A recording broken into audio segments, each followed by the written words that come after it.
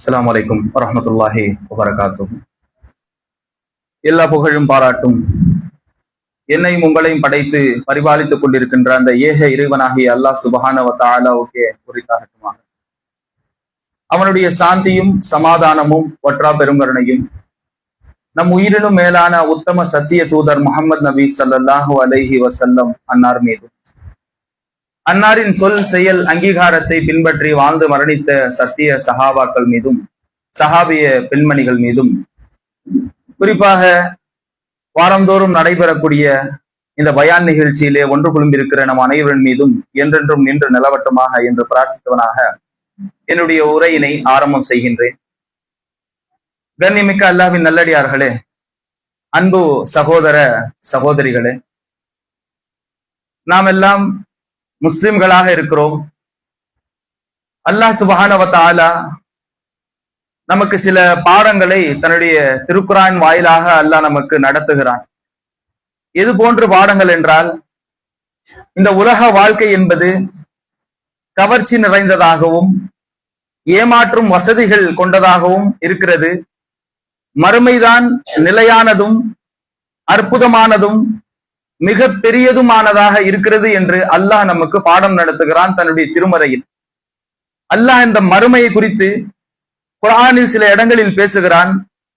குறிப்பாக சொல்வதாக இருந்தால், சூரா அம்பியாவில் அல்லாஹ் பேசுகிறான், இக்தரப லின்னாஸி ஹிசாபுஹும் வஹும் ஃபீ கஃப்லத்தின் முஅரிதுன். மறுமை நேரம் நெருங்கி விட்டது அல்லாஹ் சொல்லுகிறான். நபிகளாருக்கு சொல்லுகிறான். 1500 வருடத்துக்கு முன்பு அல்லாஹ் சொல்லுகிறான், மறுமை நெருங்கி விட்டது. இக்தரப லின்னாஸ், மனிதர்களே உங்களுக்கு ரொம்ப அருகாமையில் இருக்கிறது, மறுமை உங்களுடைய அருகாமையில் இருக்கிறது, நீங்களும் மறந்தவர்களாக இருக்கிறீர்கள், அந்த மறுமையை நீங்க மறந்துட்டீங்கப்பா அப்படின்னு அல்லாஹ் நமக்கு பாடம் எடுத்துக்கிறான். இந்த மறுமை உங்களுக்கு அப்படியே ரொம்ப நெருக்கத்துல இருக்கிறது. நீங்க எந்த சிந்தனையில இருக்கிறீங்கன்னா, இந்த மறுமையே இல்லாத ஒரு விஷயம் எப்படி இருக்குமோ, அதை நம்ம பார்க்கலன்னா எப்படி இருக்குமோ, அது போன்று நீங்கள் இருக்கிறீர்கள், மறுமை உங்களை நெருங்கி விட்டது என்று அல்லாஹ் நபிகளாருக்கு சொன்னான். 1500 வருடத்திற்கு முன்பு அல்லாஹ் குர்ஆனில் பேசுகிறான். மறுமை இன்னமும் தூரமாக இருக்கிறது என்று நாம் எண்ணிக்கொண்டு நம்ம இந்த உலகத்தில் இந்த உலக வாழ்க்கையில் திகழ்த்து கொண்டிருக்கிறோம். ஆனால் அல்லாஹ் சொல்லுகிறான், குல்லு நஃப்ஸின் ஸாயிகத்துல் மௌத், ஒவ்வொரு ஆன்மாவும் மரணத்தை சுவைத்தே தீரும். எந்த உயிரினமாக இருந்தாலும் எந்த உயிராக இருந்தாலும் மரணத்தை சுவைத்தே ஆக வேண்டும், ஆகும் என்று அல்லாஹ் சொல்லுகிறான். வ இன்னமா துவஃபு உஜூரக்கும் யௌமல் கியாமா, அவர்களுடைய அந்த கூலி என்பது மறுமையில் வழங்கப்படும். நீங்க எந்த செயலை செய்தாலும் அதற்கான அஜர், அதற்கான கூலி மறுமையில் தான் வழங்கப்படும் என்று அல்லாஹ் சொல்லுகிறார். நீங்க எவ்வளவு நல்ல அமல்களை செய்யுங்கள், எவ்வளவு பெரிய தீமையான அமல்களையும் செய்யுங்கள், இந்த இரண்டுக்குமான கூலி உலகத்தில் நான் தரமாட்டேங்கிறான் அல்லாஹ். மறுமையில் தான் அதற்கான கூலி கொடுக்கப்படும். ஃபமன் ஜுஹ்ஸிஹ அனின் நார் வ உதுகிலல் ஜன்னத ஃபகத் ஃபாஸ், யார் நரகத்தை விட்டு தூரமாக்கப்பட்டு சொர்க்கத்திற்குள் நுழைவிக்கப்படுகிறார்களோ அவர்கள் தான் வெற்றி பெற்றார். அல்லாஹ் சொல்லுகிறான், மறுமையில நீங்க நரகத்தை விட்டு தூரமாக்கப்பட்டுருவீங்க, சொர்க்கத்திற்குள் நீங்கள் பிரவேசிப்பாரு, அதற்குள்ளே உங்களை நான் அனுப்புவேன், அதுதான் உண்மையான வெற்றிங்கிறான். ஒமல் ஹயாத்த துனியா இல்லா மதாஉல் குரூர், இந்த உலக வாழ்க்கை நீங்கள் நேசிக்கிறீர்களே, இந்த உலக வாழ்க்கை மதாஉல் குரூர்ங்கிற அற்பமான சுகத்தை கொண்டதாகவும் நிரந்தரமற்றதாகவும் இந்த வாழ்க்கை இருக்கிறது என்று அல்லாஹ் நமக்கு தெளிவாக பாடம் நடத்துகிறான். நமக்கு அல்லாஹ் தன்னுடைய குர்ஆன்ல சொல்லுகிறான், பல இடங்கள்ல பேசுகிறான். குறிப்பாக சில இடங்களை மட்டுமே மேற்கோள் காட்டுகிறோம். ஏராளமான வசனங்கள், குர்ஆனுடைய முக்கால் பகுதி பேசக்கூடியது மறுமை மட்டும் தான் பேசுகிறது. மறுமைதான் நிலையானது, மறுமை வாழ்க்கை இருக்கிறது, அதை நம்புங்கள். முஃமின்கள் அனைவரும் மறுமையை நம்பி வாழ வேண்டும், மறுமைக்காகத்தான் வாழ வேண்டும் என்று அல்லாஹ் நமக்கு தெளிவுபடுத்தி விட்டான். ஆனால் நாம் இன்னைக்கு எப்படி இருக்கோம் அப்படின்னா, மறுமை இல்லாததை போன்றும் மறுமையில் நாம் ஒண்ணுமே இல்லாதது போன்றும் மறுமைக்கான எந்த கவலையும் இல்லாமல் உலகம்தான் நிரந்தரமானது, இங்குதான் நாம் நிரந்தரமாக இருந்து விடுவோம் என்று ஒவ்வொருவரும் எண்ணிக்கொண்டிருக்கிறோம். ஆனால் நம் கண்முன்னே நம்ம எல்லாமே பார்க்கிறோம். நாம சிறு பிள்ளைகளை பார்க்கிறோம், பெரியவர்களை பார்க்கிறோம், இளைஞர்களை பார்க்கிறோம். இன்று நேற்று பார்த்தவர்கள் இன்றைக்கு இல்லை. நம் கண்முன்னே உண்மை தெளிவாக தெரிகிறது. எல்லோரும் மரணிக்கிறோமே, எல்லாரும் மரணித்து விட்டோமே, இதற்கான நிலை என்ன? நாம இந்த உலகம்தான் நிலையானது என்றால் ஏன் நம்ம பலரும் மரணிக்கிறார்கள் என்பதை சிந்தித்திருக்கிறோமா? அல்லாஹ் அதனால்தான் அந்த வசனத்துல பயன்படுத்துகிறான், எல்லா ஆன்மாவும் மரணத்தை சுவைக்கும், எதுவுமே மரணத்தை சுவைக்காமல் இருக்காது என்று அல்லாஹ் தெளிவாக பேசுகிறான்.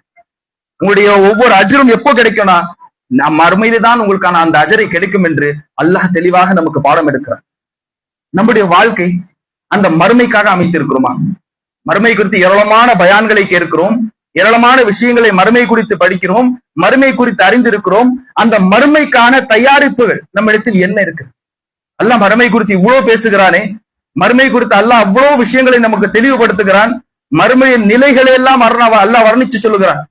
நம்ம எந்த பெரிய வட்டாரத்துக்குள் நாம் அமைந்து இருக்கிறோமோ, நமக்கு தாய் இருக்கிறார், தந்தை இருக்கிறார், நண்பர் இருக்கிறார், நமக்கு மனைவி இருக்கிறது, பிள்ளைகள் இருக்கிறது, உற்றார் உறவினர்கள் நம்மை நோக்கி இருக்கிறார்கள், எல்லாமே நம்மை சுற்றி இருக்கிறது என்று எண்ணுகிறோமே.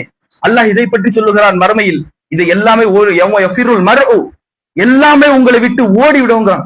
தாய் உங்களை பார்த்து ஓடுவான், மகன் உன்னை பார்த்து ஓடுவான், தந்தை உன்னை பார்த்து ஓடி விடுவான்.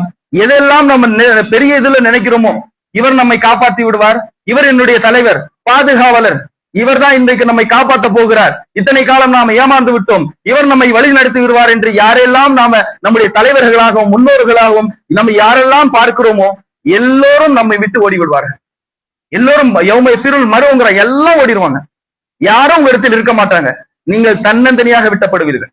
எல்லாருமே அவங்களுடைய நிலைகளை நோக்கி ஓடுவார்கள் என்று அல்லாஹ் நமக்கு தெளிவாக பாடம் எடுக்கிறான். அந்த மறுமையை சிந்திங்கிறான். மறுமை என்ற வாழ்க்கையை யோசிச்சு பாருங்க. இந்த உலகத்தில் நீங்கள் பிறக்கிறீர்கள், குழந்தையாக இருக்கிறோம், பிறகு இளமையை அடைகிறோம், பிறகு முதுமையை அடைகிறோம், மரண தருவாயில் வந்து நின்று விடுகிறோம். அல்லாஹ் யோசிக்க சொல்றான். எல்லாமே பாரு, இந்த உலகத்தில் இருக்கக்கூடிய எல்லாவற்றையும் பாரு, எல்லாத்துக்கான ஆரம்பமும் முடிவையும் நான் எழுதிவிட்டேன், அது பிரகாரம் நடந்து கொண்டிருக்கிறது, நீ என்ன செய்ய வேண்டும் என்று சிந்தித்து பார் என்று அல்லாஹ் சொல்லுகிறான். நீ மறுமைக்காக என்ன செய்திருக்கிறாய், உன்னுடைய மறுமை வாழ்க்கைக்காக நீ என்ன தயாரிப்புகளை செய்திருக்கிறாய் என்று அல்லாஹ் நம்மை நோக்கி கேள்வி எழுப்புகிறான். மறுமைக்கான மிக பெரும் தயாரிப்பு அல்லாஹ்வை நீங்க அஞ்சு கொள்ளணும். அல்லாஹ்வை அஞ்சி நம்முடைய அமல்களை அமைத்துக் கொள்ளணும். ரெண்டு விதமா இருக்கிறது அமல். ரெண்டு விதமான மக்களை நம்ம பார்க்கலாம். எப்படின்னா, ஒரு விதமான மக்கள் எந்த ஒரு அமலையும் செய்யாத ஒரு கூட்டம். உலகத்தை எந்த அமலையும் செய்ய மாட்டாங்க, நல்ல அமல்களின் பக்கம் போக மாட்டாங்க, தொழ மாட்டாங்க, மறுமையை பத்தி சிந்தனைகள் இருக்காது. நாமும் பார்க்கிறோம், முஸ்லிம் என்று முஸ்லிம் பெயர் தாங்கிகளாக இருக்கிறார்கள். அவர்களுடைய நிலைகளை பார்க்கிறோம். ஆங்காங்கே அமர்ந்து கொண்டு தொழுகை நேரம் பாங்கு அங்கங்க ஒழித்து கொண்டிருக்கும். தொழுகையை பற்றி எந்த கவலையும் இருக்காது. தொழுகைக்கு போனோன்று எண்ணம் இருக்காது. உட்கார்ந்து விளையாடி கொண்டிருப்பார்கள். பேசிக்கொண்டும் திட்டிக் கொண்டும் மது போன்ற விஷயங்களில் மூழ்கி கொண்டும் ஆங்காங்கே அமர்ந்து இருக்கக்கூடியவர்கள் அவர்கள் ஒரு பக்கம் இருக்கிறாங்க. அவர்களுக்கு அமலை பற்றி எந்த கவலையும் இருக்காது. நாம தர்மம் செய்யணும், ஜகாத்து வழங்கணும், அல்லாஹ்வின் பாதையிலே நடக்கணும், இது போன்ற எந்த அமலை பற்றிய கவலையும் இல்லாத ஒரு கூட்டம். அவர்களை பற்றி அல்லாஹ் நாளை மறுமையிலே அவர்களும் கை சேதப்பட்டவர்களாக வந்து நிற்பார்கள். அவர்கள் யோசிப்பார்கள், இந்த உலகத்துல நாம ஏதாவது கொஞ்சமா செஞ்சிருந்தா நல்லா இருந்திருக்குமே, எவ்வளவோ நம்ம இந்த உலகத்துல இது பண்ணிட்டோம், ஒரு சின்ன ஒரு விஷயம் நம்ம செஞ்சிருந்தா இன்றைக்கு மறுமையில நம்ம தப்பிச்சிருக்கலாமே, இன்னைக்கு எவ்வளவோ அவகாசத்தை அல்லாஹ் வழங்கினானே. அல்லாஹ்விடத்தில் கேட்பார்கள், எல்லாம் எனக்கு கொஞ்சம் அவகாசத்தை கொடு, நான் எல்லாம் ஏராளமான என்னுடைய எல்லா சொத்துக்களை எல்லாத்தையும் நான் தர்மம் செஞ்சுட்டு வந்துடுறேன், ஏன் ஏதாவது ஒரு அமல் செஞ்சுட்டா இங்க நம்ம தப்பிச்சிடலாமே. அமலை பற்றி கவலை இல்லாத ஒரு கூட்டம். மறுமையில அமல்தான் பேசும், அமல்தான் அல்லாஹ்விடத்தில் சாட்சி பகரும். அல்லாஹ் அதற்காகத்தான் இந்த உலகத்தில் நம்மை படைத்திருக்கிறான். அல்லாஹ் அதற்காக நம்ம இந்த உலகத்தில் அமைச்சிருக்கிறான்.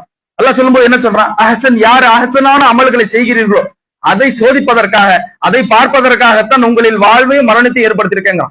நமக்கு இந்த உலகத்துல வாழ்வே மரணத்தை அல்லாஹ் எதற்கு ஏற்படுத்தி இருக்கிறான், நல்ல அமல்களை யார் செய்கிறார்கள் என்பதை சோதிப்பதற்காகத்தான் அல்லாஹ் அமைத்திருக்கிறான்.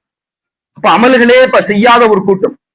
இன்னொரு கூட்டம் இருக்கு. எப்படி இருக்குன்னா, அமல்களை செய்யும், அந்த அமல்கள் அல்லாஹ்வுக்காக இருக்காது, பெருமைக்காக இருக்கும், உலகத்திற்காக இருக்கும், பிறர் காட்டுவதற்காக இருக்கும். இது போன்ற அமல்களை செய்யக்கூடிய ஒரு கூட்டம். ஏராளமான அமல், எந்த அமல்களை செய்தா இருந்தாலும் ஒரு தொழுவார்கள், தொழுகை கூட அவருடைய எண்ணம் எப்படி இருக்கும்னா, நான் இப்போ தொழுகைக்கு வரேன்னா அவர் என்ன நினைப்பாரு, இவர் என்ன நினைப்பாரு, நான் ஃபஜர் தொழுகைக்கு இங்க அட்டன் ஆகலைன்னா அவர் என்னவா நம்மள நினைச்சிருப்பாரு, இவர் என்னவா நினைப்பாரு. தொழுகையை கூட பிறர் என்ன நினைப்பார்கள் என்று தொழக்கூடிய ஒரு கூட்டம். இது எப்பேற்பட்ட, அல்லாஹ் சொல்லுகிறானே, பிறர் காட்டுவதற்காக தொழுகிறார்கள், அவருடைய தொழுகை ஏற்கப்படாது. இது போன்ற அமல்களை அமைத்துக் கொள்ளக்கூடிய ஒரு கூட்டம். தொழுகை பற்றி அவர்களுக்கு விழிப்புணர்வு இருக்காது. தொழுகை எப்பேற்பட்ட விஷயத்தை நமக்கு பெற்றுத் தருகிறது. அல்லாஹ் தொழுகையின் மூலமாக ஏராளமான நன்மைகளை அல்லாஹ் நமக்கு வழங்குகிறான். நீங்கள் உதவி தேடுவதாக இருந்தால் தொழுகையின் மூலம் தேடுங்கள் என்கிறான். உங்களுக்கு ஒரு பிரச்சனையாக இருந்தால் தொழுகையின் மூலம் அணுகுங்கிறான். தொழுகையை அல்லாஹ் நேசிக்கிறான். தொழுபவர்களையும் அல்லாஹ் நேசிக்கிறேன் என்று அல்லாஹ் குர்ஆனில் சொல்லுகிறான். அந்த தொழுகை விஷயத்தில் அவர்கள் அலட்சியம் காட்டுறதை பார்க்கிறோம். தொழுகையில் அவருக்கு எந்த கவலையுமே இருக்காது. இது போன்ற அமல்கள். இன்னும் சில பேர் எடுத்துக்கிட்டோம்னா, செய்யக்கூடிய அமல்களை சொல்லி காட்டுறது. நான் இந்த அமல்களை செஞ்சேன், நான் இதெல்லாம் செஞ்சுட்டேன், நான் இதெல்லாம் எப்ப பார்த்தாலும் இந்த அமல்லாம் சர்வசாதாரணமா நான் செஞ்சிருவேங்க. அவர் கேட்கவும் மாட்டாரு. ஆனா இவர் சொல்லுவார், ஏன்னா இவர் அந்த அமலை செய்யறேங்கிறத பிறருக்கு எடுத்துரைக்கணும் அப்படிங்கிற எண்ணம். நான் தாவா பண்ணில அப்படி சும்மா மும்முரமா இருப்பேங்க. எங்க எது நடந்தாலும் நான் போய் நின்றுவேன், எங்க எந்த பயான் இருந்தாலும் நான் போய் அட்டன் ஆயிடுவேன், எனக்கு அதுதான் முக்கியம் அப்படிமா. ஏன்னா இவர் பயான்ல அட்டன் ஆகுறேன் அப்படிங்கறத 4 பேர் காட்டணும். இது போன்ற விஷயங்கள் எந்த ஒரு அமலை செய்தாலும் பிறருக்கு காட்டுவதற்காக செய்யக்கூடியது. ஆனால் அல்லாஹ் சொல்லுகிறான் இது ரியா அப்படிங்கிறான். நபி ஸல்லல்லாஹு அலைஹி வஸல்லம் சொல்றாங்க, நான் ஷிர்க் அஸ்கர்ல உங்களை தப்பிக்க சொல்லி நான் கேட்கிறேங்க. அஸ்கர் என்ன ஷிர்க் அஸ்கர்னா என்ன யார சொல்லலாம் அப்படின்னும் போது ரியாங்கிறாங்க. முகஸ்துதிக்காக செய்யற அமலுப்பா, உங்களுக்காக செய்யக்கூடிய, இவர் பாக்குறாரு அவர் பாக்குறாரு இப்படி செய்யக்கூடிய அமலுங்கிறாங்க ரசூலுல்லாஹ். இது போன்ற நம்ம அமல்கள் இதை இந்த மாசத்துல பார்க்கலாம். எந்த மாசம், எந்த மாசத்தை அல்லாஹ் விரும்புகிறானோ, எந்த நபியை அல்லாஹ் விரும்பினானோ அந்த நபியை பெற்ற மாசத்தில் அந்த நபிக்காக நடைபெறக்கூடிய சில நிகழ்வுகளை நாம இன்னைக்கு எப்படி பார்த்துட்டு இருக்கோம்னா பெருமைக்காக செய்யக்கூடியதை பார்க்கிறோம். எந்த நிகழ்வு? இப்போ வரக்கூடிய அந்த குர்பானி நிகழ்வு நம்முடைய ஊர்களில் பார்க்கலாம். குர்பானி என்று வந்துவிட்டால், அந்த மாதம் வந்துவிட்டால் ஒவ்வொருடைய எண்ணம் என்னவென்றால், நான் எத்தனை லட்சம் ரூபாய்க்கு மாடுகளை வாங்கினேன், ஆடுகளை வாங்கினேன், அதை பற்றி பெருமை அடிக்கணும். நான் ஒரு 50,000 ரூபாய் ஆடு வாங்கிட்டேன், 3 லட்சம் ரூபாய் மாடு. இது அவர் கேட்க மாட்டார் எத்தனை லட்சம் அப்படின்னு. 3 லட்சம் ரூபாய் மாடு அப்படி செம்ம அப்படி கட் மஸ்த புடிச்சு நிறுத்திட்டேன். அது எதுனா நம்ம அல்லாஹ்ட்ட கொடுத்தா கணக்கெல்லாம் பாக்குறதுல பையனா அப்படி கொண்டு நிறுத்திடுவேன். அது எவ்வளவுனா ஆகட்டும், பேரம் கூட பேசுறது நான். அது 3 லட்சமோ 5 லட்சமோ அப்படின்னு ஒரு சில மக்கள். இன்னும் சில மக்கள் நேரடியாகவே பெருமை அடிப்பார்கள். இது இந்த மாடு எவ்வளவு தெரியுமா?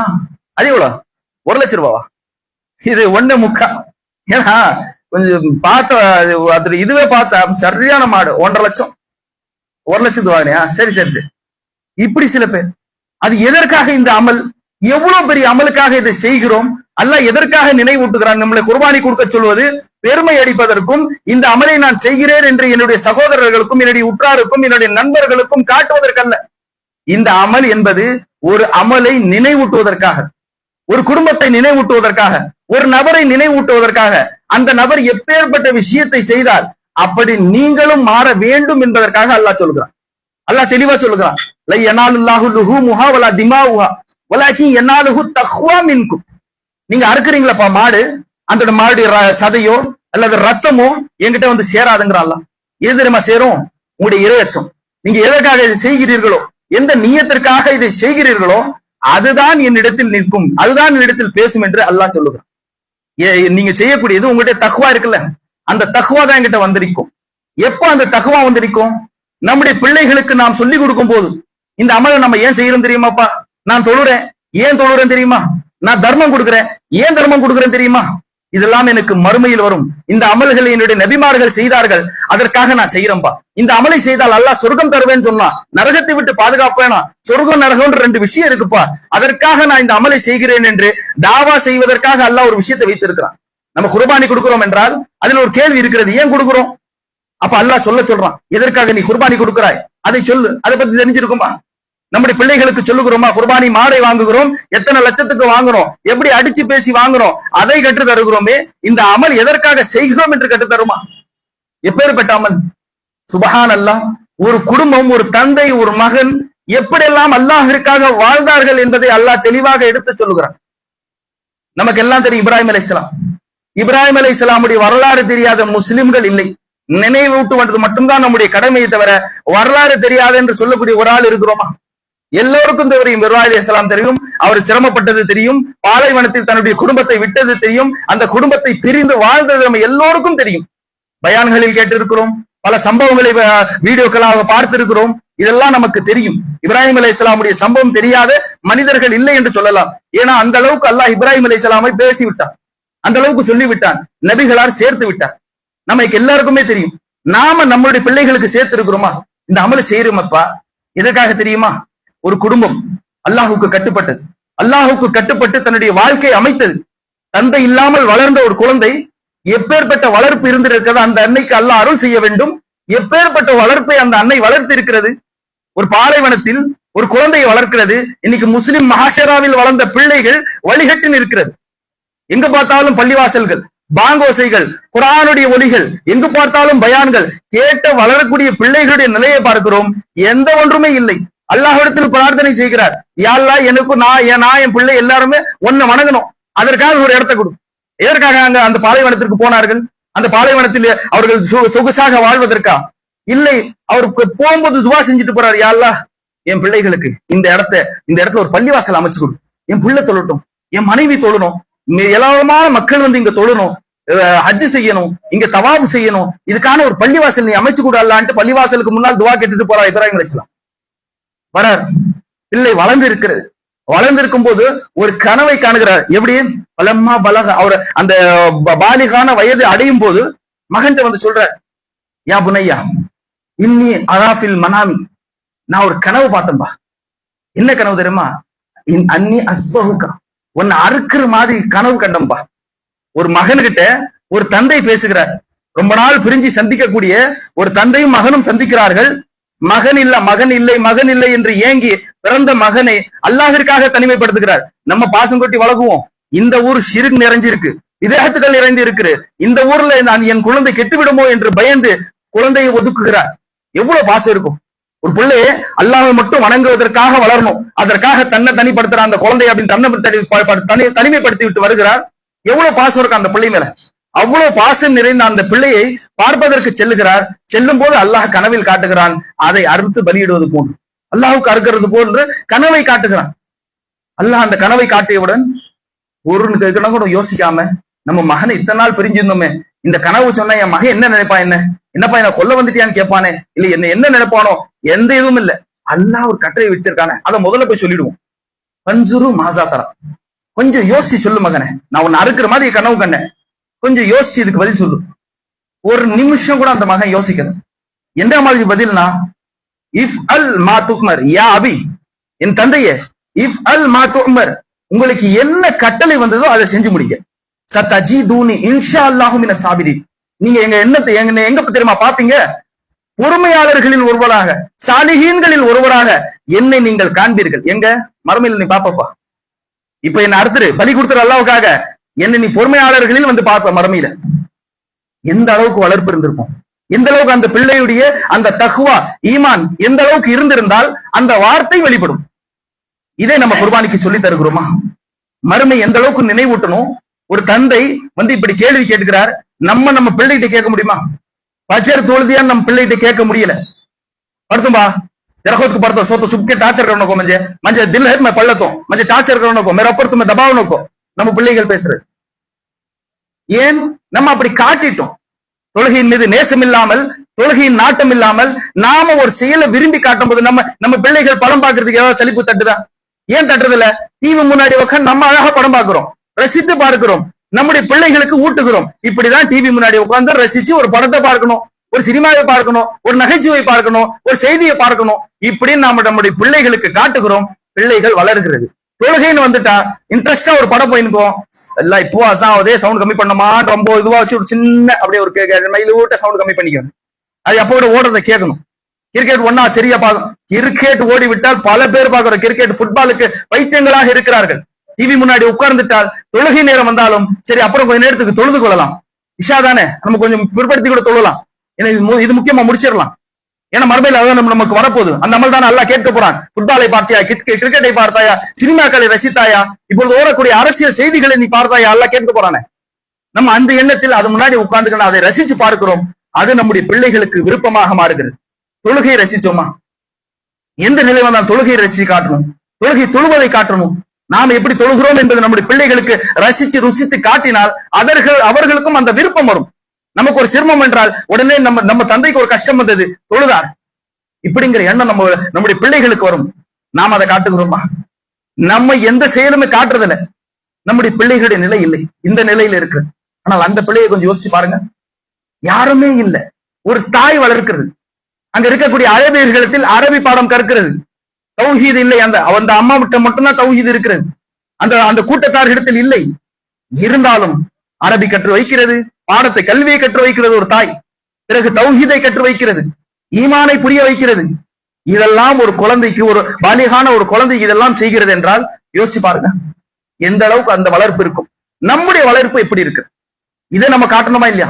ஒரு பாடம் நம்ம நடத்துகிறோம் என்றால், நம்முடைய பிள்ளைகளுக்கு ஒரு சில செய்திகளை சொல்லுகிறோம் என்றால் அதில் இருக்கக்கூடிய ஆழத்தன்மை என்ன?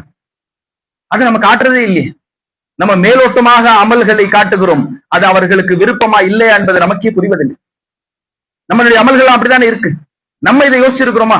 நம்ம இன்னைக்கு குர்பானில உட்கார்றோம் அப்படின்னா இந்த குர்பானி என்பது சாதாரண விஷயம் இல்லை. உண்மையில் அது குர்பானி தான். குர்பானினா தியாகம் தானே, மிக பெரும் தியாகம். ஒரு தந்தை மகனை அறுப்பது சாதாரண விஷயம் இல்லை. வெறுமனை யோசிச்சுட்டு விட்டாரா? அறுப்பதற்காக சென்று விட்டார். அல்லாஹ் சொல்லுகிறான், நீ கனவுலதான் பார்த்த, ஆனால் நான் சொல்லுகிறேன் நீ உண்மைப்படுத்தி விட்டாய். ஏன்? விட்டிருந்தா அறுத்து இருப்பான். அந்த அளவுக்கு அவருடைய உறுதி, ஈமானுடைய உறுதி. அந்த மகனும் அது அறுபட்டிருப்பான் அல்லாஹ்விற்காக. அந்த உறுதித்தன்மை அல்லாஹ் சொல்லுகிறானே, அதற்காகத்தான் அல்லாஹ் இதற்கு பகரமாகத்தான் அசீம்ங்கிறான், பெரிய ஒரு பலிப்புரானே அதற்கு பகரமாக ஆக்கினோம். அந்த சம்பவத்தை தான் நபிகளார் நமக்கு கற்று வைத்தார், நமக்கு அல்லாஹ் பாடம் நடத்தினான். இது போன்ற ஒரு பெரும் சம்பவம் நடந்திருக்கிறது, அதை நீங்கள் நினைவு கூர்ந்து பாருங்கள். அந்த சம்பவத்தை நான் விரும்பி விட்டேன். எதற்காக அல்லாஹ் குர்பானியை இவ்வளவு பெரிய அமல ஒரு குடும்பத்தில் நடந்த நிகழ்வு நம்ம இப்படி யோசிச்சு பார்ப்போமே. ஒரு குடும்பத்தில் நடந்த ஒரு நிகழ்வுங்க, சாதாரண நிகழ்வு. அல்லாஹ்வுக்காக நம்ம செய்யறோம், நம்மள தொழுகிறோம், நம்மளுடைய இபாதத்துக்களை செய்கிறோம், நம்முடைய இபாதத்துக்களை இப்படி அல்லாஹ் ஏற்கும். நம்ம அந்த நியத்தை வைக்கணும். இப்ராஹிம் அலைஹிஸ்ஸலாமுடைய அந்த தியாகத்தை அல்லாஹ் ஏத்தானா இல்லையா? அது போன்று என்னுடைய குடும்பத்திலும் என்னுடைய மனைவி பிள்ளை இடத்தில் இது போன்ற அமல்கள் அல்லாஹ் அதை ஏத்தணும். அல்லாஹ் இப்படி விரும்பிடணும் அப்படிங்கிற நியத்தை நம்ம வைக்கணும். இப்ராஹிம் அலைஹிஸ்ஸலாம் மட்டும் தான் ஏற்பானா? அல்லாஹ் நபிமார்களுடைய அமல்களை மட்டும்தான் ஏற்பானா? அவருடைய குடும்பத்தை மட்டும்தான் அல்லாஹ் ஏற்பானா? நமக்கும் குடும்பம் இருக்கிறது, நமக்கும் வாழ்வு இருக்கிறது, நமக்கும் ஒரு ரோல் இருக்கு இந்த உலகத்துல. இந்த ரோலை அல்லாஹ் ஏற்பானா? அந்த ரோல் அல்லாஹ் ஏத்து விட்டான், அதை காட்டுறான். நான் அந்த ரோலை ஏத்தேன், அதை விரும்பி விட்டேன். எந்த அளவுக்கு விரும்புகிறேன் என்றால் நீங்களும் அதை நினைவு கூர்ந்து கொண்டே இருக்க வேண்டும். கயாமத் வரைக்கும், மறுமை நாள் வரைக்கும் இந்த நிகழ்வுகளை நீங்கள் நினைவு கூறணும். எனக்கு அது ரொம்ப பிடிச்சிருச்சு. அவரே ஒரு கனவு காட்டினேன், அதை நிறைவேற்றணும். எப்படி துடிச்சாரு ஒரு தந்தையும் மகனும் துடித்தார்களே. சாவரத்துக்கு மகன் துடிக்கிறான், சாவடைக்கு தந்தை துடிக்கிறார். இதை நான் ஏற்று விட்டேங்கிறான் அல்லாஹ். நீங்களும் இதை செஞ்சு பாருங்க. அப்ப நமக்கு என்ன வழி? நல்லா சொல்லுங்க, உங்களுக்கு அவ்வளவு சிரமம் எல்லாம் நான் கொடுக்கல, வெறும் நினைவு கூறுங்க. உங்களை அதுக்கு பதிலா நீங்க இதை செஞ்சுட்டு போங்க. அதே மாதிரி எண்ணத்தோடு நீங்கள் செய்யுங்கள். அல்லாஹ் என்னுடைய இந்த குர்பானை ஏற்றுக்கொள்ளட்டும், நானும் அல்லாஹுக்காக இதை தருகிறேன். இதுல எந்த நோக்கமும் இல்லை. இதுல கறி நல்லா இருக்கு, நல்லா இல்லை, இதனுடைய டேஸ்ட் இருக்கு, இல்லை, இதற்காக எல்லாம் இல்லை. இது அல்லாஹ்விற்கு, அல்லாஹ்வை நான் நிறைவு கூற வேண்டும், அவனை நான் அஞ்ச வேண்டும். அல்லாஹ் நீ சொன்னாய், நான் செய்து விடுகிறேன். இந்த எண்ணம் நம்ம கிட்ட வரணும் இல்ல? இதே நம்முடைய பிள்ளைகளுக்கு நாம் ஊட்டுகிறோமா? கொஞ்சம் யோசிச்சு பார்க்கணும். இதுதான் நம்ம கற்கக்கூடிய பாடம். அல்லாஹ் அதைத்தான் நமக்கு குர்ஆனில் பாடமாக நடத்துகிறான். இதை சிந்திக்காத ஒரு கூட்டமாக இன்றைக்கு முஸ்லிம் சமூகம் உருவாகி இருக்கு. எதற்காக அமல்கள் செய்கிறோம், அதனுடைய பின்னணி என்ன, எதுவும் நமக்கு தெரியாது. ஏன் தொழுறோம்? தொழுவது எவ்வளவு பெரிய சிரமமாக தொழுவதற்கு சிரமமான காலங்கள் இருந்தது. அதையெல்லாம் மீறி நபிமார்களும் சஹாபாக்களும் தொழுது காட்டினார்கள். இன்றைக்கு தொழுவதற்கு சிரமம் இல்லை, தொழுவதற்கு நமக்கு டார்ச் இல்லை, யாரும் நம்ம நிறுத்த போவதில்லை, தடை செய்ய போவதில்லை. ஆனால் நமக்குள்ளே நம்முடைய மனம் தடை செய்கிறது. தொழுகை என்று விட்டால் தடை, அமல்கள் என்று வந்து விட்டால் தடை. நம்முடைய உள்ளம்தான் தடை செய்கிறதை தவிர யாரும் நமக்கு தடை செய்யவில்லை. ஆனால் நபிமார்களும் சஹாபாக்களும் எல்லாவற்றையும் மீறி அமல்களை செய்து காட்டினார்கள். இப்ராஹிம் அலைஹிஸ்ஸலாமை அதிகம் இந்த மாதத்தில் நாம நினைவு கூறும். அவருடைய சம்பவங்களை படிச்சு பாருங்க. வெறும் குர்பானியுடைய இந்த சம்பவம் மட்டும் சொல்லி இருக்கிறோம். ஏராளமான சம்பவங்கள் இப்ராஹிம் அலைஹிஸ்ஸலாமை பற்றி புத்தகமே எழுதி இருக்கிறோம். அதெல்லாம் எடுத்து வாசிச்சு பாருங்க. எதற்காக புத்தகங்கள் எழுதப்படுகிறது? அவருடைய சம்பவங்களை தெரிந்து நினைவு கூறட்டும், தனிமையில உட்கார்ந்து படிக்கட்டும். வெறுமனே அந்த சம்பவத்தை உள்வாங்கினால் அது கூட அல்லாஹ் ஏத்துக்கலாம், போதுமானது இல்லையா? எவ்வளவு விஷயங்கள் இப்ராஹிம் அலைஹிஸ்ஸலாம் செய்திருக்கிறார்கள். இதையெல்லாம் நினைவு கூர்ந்து பார்க்கணும். இறையச்சம் அப்பொழுதுதான் மனிதர்களுக்கு வரும் என்று அல்லாஹ் நமக்கு பாடம் நடத்துகிறான். மறுமையில் நம்ம வெற்றி பெறணும் அப்படின்னா அல்லாஹ்விற்காக நம்முடைய அமல்களை அமைத்துக் கொள்ளும். ஒன்று, நம்முடைய அமல்கள் அல்லாஹ்வுக்காக இருக்கணும். அமல்களை அதிகமாக செய்யணும். செய்யாதவர்கள் அமல்களை செய்யணும். செய்யக்கூடிய அமல்களை அல்லாஹ்விற்காக செய்யணும். எப்படி இப்ராஹிம் அலைஹிஸ்ஸலாமுடைய அமல் அல்லாஹ்விற்காக செய்தாரோ, அல்லாஹ் அதை ஏற்றானோ, அது போன்று நம்முடைய அமல்கள் இருக்கும். இன்றைக்கு அமல்கள் எல்லாம் கேலியாக்கப்படுகிறது, அமல்கள் வீணாக்கப்படுகிறது. வீணான செயல்கள் எல்லாம் நல்ல அமல்கள் என்று செய்து கொண்டிருக்கிறோம். சிறுக்கான பிதஅத்தான காரியங்கள் எல்லாம் நல்ல அமல்கள் என்று செய்யக்கூடிய ஒரு கூட்டம் உருவாகி இருக்கிறது. ஏராளமான செய்திகள் இதெல்லாம் நம்ம பார்க்கலாம் அப்படின்னா கண்ணுல தண்ணீர் வடிச்சிடும். என்ன மாதிரி சம்பவங்கள் எல்லாம் நடக்கிறது? முஸ்லீம் இப்படி எல்லாம் இருப்பானா? எங்க போச்சு இவருடைய ஈமான்? என்னதான் ஆனது அப்படின்னு நம்ம கேட்போம்ல, என்னதான் ஆச்சு நம்ம ஊருக்கு அப்படின்போம். அது போன்று இருக்கிறது. என்னதான் ஆச்சு நம்முடைய முஸ்லிம் சமூகங்களுடைய ஈமான்? அற்பமானவர்கள் எல்லாம் தலைவர்கள் ஆக்குறோம். நபி ஸல்லல்லாஹு அலைஹி வஸல்லம் யோசிச்சு பாருங்க. உண்மையிலே தலைவர்களை தேடக்கூடிய சமுதாயமாக முஸ்லிம் சமூகம் ஆகிவிட்டது. யார் தலைவர்னே தெரியல. பார்க்கக்கூடிய பிரபலங்கள் எல்லாம் தலைவர்கள் ஆகிவிட்டார்கள். யாரெல்லாம் ஏதோ ஒரு செயலை செஞ்சு அது நல்ல செயலோ கெட்ட செயலோ பிரபலம் ஆயிட்டா போதும். அந்த நபர் ஒரு பெரிய செலிபிரிட்டியா இருந்தா போதும், அவர் என்னுடைய தலைவர், முடிஞ்சு போச்சு. அவர் இத்தனை படம் நடிச்சிட்டாரா அவர் தலைவர், அவர் சிஎம் ஆயிட்டாரா நம்ம தலைவர். யார் யாரெல்லாம் கொஞ்சம் பிரபலம் ஆகுகிறார்களோ, பதவியை அடைகிறார்களோ நம்முடைய தலைவர்களாக ஆக்குகிறோம். ஆனால் உண்மையில் யாரை நாம் தலைவராக எடுக்கணும்? நபி ஸல்லல்லாஹு அலைஹி வஸல்லம் காட்டுறாரா இல்லையா? தலைவர் எப்படி எடுக்கணும்னா, இப்ராஹிம் அலைஹிஸ்ஸலாமை நான் எடுத்தேன் பாரு. ஏன் தலைவராக எடுத்தேன்? உண்மையிலேயே ஒரு தலைவரை தேர்ந்தெடுப்பதற்கு நபிகளாரிடத்தில் நம்ம கற்றுக்கணும். அல்லாஹ் நபிகளா நமக்கு கற்று வைக்கிறார். நான் எப்பேற்பட்ட தலைவரை தேர்ந்தெடுத்தேன் பார். அந்த தலைவர் எப்படி இருக்காரு பார். அல்லாஹ் எனக்கு காட்டினான். இந்த மனிதர் இப்படி இருக்காருன்னு அல்லாஹ் காட்டினான். அவரை பற்றி நான் படித்தேன், அவரை நேசித்தேன். எந்த அளவுக்கு நேசித்தேனா, அல்லாஹ்விடத்தில் பிரார்த்தனை வாங்குகிறார்கள். அல்லாஹும்ம ஸல்லி அலா முஹம்மதின் வ அலா ஆலி முஹம்மதின் கமா ஸல்லைத அலா இப்ராஹீம வ அலா ஆலி இப்ராஹீம இன்னக ஹமீதும் மஜீத். யா அல்லாஹ் பரக்கத் செய்ய, ரஹம் செய்ய. எந்த மாதிரி பரக்கத், எந்த மாதிரி கருணை, எந்த மாதிரி அருள் என்றால் இப்ராஹிம் அலைஹிஸ்ஸலாமுக்கு நீ செஞ்ச பாத்தியா, அந்த மாதிரி எனக்கு செய்யலாம். ஏன்? அப்பேற்பட்ட ஒரு நபராக இப்ராஹிம் அலைஹிஸ்ஸலாம் இருந்தார். அவர் என்னுடைய வழிகாட்டி. மில்லத்த இப்ராஹிம் ஹனீஃபாங்கிற, அதுதான் மில்லத், அதுதான் என்னுடைய வழிகாட்டி. என்னுடைய கொள்கை தலைவர் யார்? இப்ராஹிம் அலைஹிஸ்ஸலாம் அப்படின்னாங்க. நம்முடைய கொள்கை தலைவர் இப்ராஹிம் அலைஹிஸ்ஸலாம் இருக்கிறாரா? இல்லையே. இன்றைக்கு யார் எந்த ஒரு இதுவுமே செய்யாதவர். ஆனால் இப்ராஹிம் அலைஹிஸ்ஸலாம் யோசிச்சு பாருங்க, நபிகளாரை யோசிச்சு பாருங்கள். அந்த காலகட்டத்தில் எவ்வளவு பெரிய அடக்குமுறைகள். பெண்கள் விடுதலை கிடையாது. பெண்கள் போதைப் பொருளாக பயன்படுத்தப்பட்டார்கள். குழந்தைகளை அடிமையாக பயன்படுத்தப்பட்ட காலம். இதையெல்லாம் எதிர்த்து போராடி பெண் உரிமையை பற்றி பேசுவதாக இருந்தால் இஸ்லாத்துடைய வரியை படிச்சு பார்க்கணும். இந்த அளவுக்கு இஸ்லாம் பஸ்ல வரும்போது எனக்கும் ஒருவருக்கும் வாதம், என்னப்பா முஸ்லீம்க தலாக்காது இதுங்கிறீங்க, என்னன்னு சொல்லுங்க. அவருக்கு அழகா விளக்கி சொன்னேன். இது போன்று இருக்கப்பா உங்ககிட்ட 5 லட்சம் 10 லட்சம் கேஸ் ஃபைல்ல இருக்குப்பா தலாக், உங்களுடைய ரிலீஜன்ஸ்ல அப்படி இருக்கேப்பா. எங்களுக்கு எல்லாம் இவ்வளவு வெளிகளை. ஆமா பாய், கரெக்ட் பாய், உங்க வழிதான் சரியான வழி பாய். உண்மையிலேயே யோசிச்சு பார்த்தா இது சரியா இருக்கு பாய், இது சரியா இருக்குன்னு ஒருத்தர் இன்னைக்கு உட்கார்ந்துக்கிட்டு சொல்றார். அன்றைக்கு அதை சரி கண்டார். அன்றைக்கு பெண் விடுதலைக்காக நபிகளார் பெருமளவுல பாடுபட்டார். அதில் வெற்றி கண்டார். அவர் பெண் இன விடுதலை தலைவரா இன்றைக்கு இருக்கக்கூடியவர்களா? இன்றைக்கும் நம்ம கடைபிடிக்கிறோமே. இன்றைக்கும் வழிமுறையாக இருக்கிறது. பெண்களுக்கு சொத்துரிமை இருக்கிறது, பெண்களுக்கான உரிமைகள் இருக்கிறது, எல்லாமே வழங்கப்பட்ட மார்க்கமாக இஸ்லாம் இருக்கிறது. இதற்கு முன்னோடியாக நபிகளார் இருந்தாரே, அவர்தானே உண்மையான தலைவர், அவர்தானே பெண் பாதுகாவலர். நாம இன்னைக்கு பார்க்கக்கூடியவர்கள் எல்லாம் பெண்களை எப்படியெல்லாம் கேவலப்படுத்த வேண்டுமோ அது போன்று கேவலப்படுத்தி விட்டு நான் பெண் பாதுகாவலர் என்று சொல்லுகிறார்கள். அவரை தலைவர்களாக ஏற்று நம்முடைய சமூகம் நடக்கிறது. அல்லாஹ் பாதுகாக்கணும். ஏன்? நம்ம சொல்லி தர்றதுல நம்முடைய பிள்ளைகளுக்கு எப்படி வழிகாட்ட வேண்டும் என்பதை நாம் ஒவ்வொரு அமல்களுக்கு பின்னால் இருக்கக்கூடிய பின்னணிகளை சொல்லாததன் விளைவு இதெல்லாம் இருக்கிறது. நீ குர்பானி ஏன் இந்த அளவுக்கு மாறி கிடக்கிறது? பெருமை எடுத்த ஒரு அமலாக இன்றைக்கு ஏன் மாறி இருக்கிறது என்றால் குர்பானியுடைய பின்னணியே நாம் சொல்லவில்லை. அதனுடைய காரணம் இது போன்ற எல்லா அமல்களும் அதனுடைய பின்னணிகளும் நம்முடைய வரலாறு, நம்முடைய அந்த சந்ததிகளுக்கும் நாம சொல்லி வளர்த்தோம் என்றால் மிக பெரும் வெற்றியை நம்ம இந்த உலகத்தில் இப்போதே பார்க்கணும். நம்ம அதுக்கு தயாராக இல்லையே. மறுமைக்காக நம்முடைய தயாரிப்புகளை எந்த விதத்திலும் அமைத்துக்கணும். நான் இப்படியாவது செஞ்சு அல்லாஹ் இதை ஏற்றுக்கோனான்ற அந்த எண்ணம் நம்ம இடத்தில் இல்லை. யோசிக்கணும். முஸ்லிம் சமூகமே கொஞ்சம் இதை யோசிச்சு பாருங்க. நம்முடைய பிள்ளைகளுக்கும் நம்முடைய சந்ததிகளுக்கும் இன்னமும் நம்ம வரலாறுகளையும் சரியான நம்முடைய இந்த மார்க்கத்தையும் சொல்லி கொடுக்கவில்லை என்றால் இன்னும் 10 வருடத்தில் அப்படியே தலைக்கு கீழாக இருக்கும். இன்றைக்கு நம்ம பார்க்கிற நிலை இருக்காது. இன்றைக்கு நம்ம ஐயோ நடிக்கிறோமே, அதை விட அதிகமாக வரக்கூடிய இன்னும் 10 வருஷத்துல ஆகும். பெருமளை சும்மா சொல்லவில்லை, எல்லாம் தரவுகளை வைத்து சொல்லுகிறோம். ஏனென்றால் முஸ்லிம் சமூகம் இஸ்லாத்தை அறியாத ஒரு கூட்டமாக வந்து இன்றைக்கு நின்று இருக்கிறது. இன்றைக்கு இருக்கக்கூடிய இளைஞர்களும் இன்றைக்கு இருக்கக்கூடிய இளைஞர்களும் எப்படி இருக்காங்கன்னா இஸ்லாத்தில் ஜீரோவாக இருக்கிறார்கள். இஸ்லாத்துடைய நாலேஜ் இல்லை, அந்த நிலையில இருக்கிறார்கள். இவர்கள் பெற்றெடுத்து வளர்க்கக்கூடிய குழந்தைகளுடைய நிலை எப்படி இருக்கும் யோசிச்சு பாருங்க. நம்ம இன்னைக்கு பார்க்க நம்ம கவலைப்படுகிறோமே, இதற்கு வரக்கூடிய அந்த ஜெனரேஷன் எப்படி இருக்கும்? நாம இன்றைக்கு முடிவெடுக்கணும். நம்முடைய நிலைகள் இன்றைக்கு மாத்தணும். அலட்சியங்களை விடணும். நீங்க சமூகமே அப்படி இருக்கு, நானும் அப்படி இருந்துட்டு போனேன்னு இருக்கக்கூடாது. என் ஒரு குடும்பமாவது மாறணும். என் குடும்பம் மாறினா போதும். நான் எல்லாரும் குடும்ப பத்தி எந்த கவலையும் இல்லை. எனக்கு என் குடும்பம் மாறினா போதும். ஏன் அல்லாஹ் தான் கேட்க போறான். நீங்க ஈமான் கொண்டவர்களே பேசலாம். ஈமான் கொண்டவர்களே அன்புசுக்கும் அஹ்லிக்கும் நாரா, உங்களுடைய குடும்பத்தை நரக நெருப்பை விட்டு காப்பாத்திக்க. நீ அவருடைய குடும்பத்தை காப்பாத்தினியா, இவர் குடும்பத்தை காப்பாத்தினியா அல்லாஹ் கேட்க மாட்டான். உன் குடும்பத்தை நீ காப்பாத்தினியா, உன் குடும்பத்துக்கு நீ சொன்னியா, அதைத்தான் அல்லாஹ் பார்ப்பான். நம்முடைய குடும்பத்தை சரியான விதத்தில் பார்த்து அவர்களுக்கு இந்த மார்க்கத்தை சரியான விதத்தில் போதித்தோம் என்றால் அந்த வெற்றியை நமக்கு அல்லாஹ் ஒவ்வொரு குடும்பத்தை தான் அல்லாஹ் ஏற்றிருக்கிறான். ஆல இம்ரான் என்பது ஒரு குடும்பம், அதை பற்றி அல்லாஹ் ஒரு அத்தியாயம் ஆக்கினான் அல்லவா? அது போன்று அல்லாஹ் நம்முடைய குடும்பத்தையும் அல்லாஹ் அந்த பெரிய அந்த ஏட்டில் பதிவு செய்யணும். இந்த குடும்பம் வெற்றி பெற்று விட்டது, இந்த குடும்பம் சிறந்த குடும்பமாக இருக்கிறது என்று நாளைக்கு மறுமையில் நம்முடைய பதிவேடுகள் காட்டும் போது நமக்கு தெரியும்.